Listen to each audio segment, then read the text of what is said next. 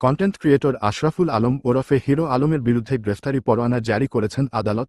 স্ত্রী রিয়া মনির করা মামলায় এই পরোয়ানা জারি হয়েছে।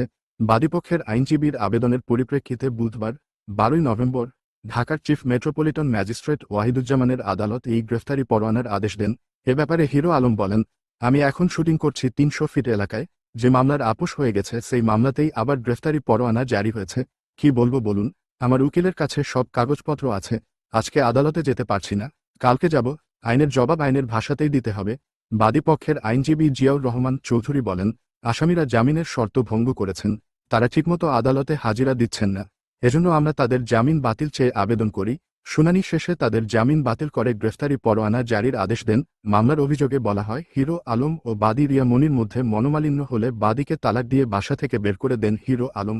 এমনকি বাদীর 1.5 ভরি ওজনের সোনার চেইন রেখে দেওয়া হয়। এ ঘটনায় গত 23 জুন বাদী হয়ে রিয়া মনি হাতিরঝিল থানায় মামলা করেন।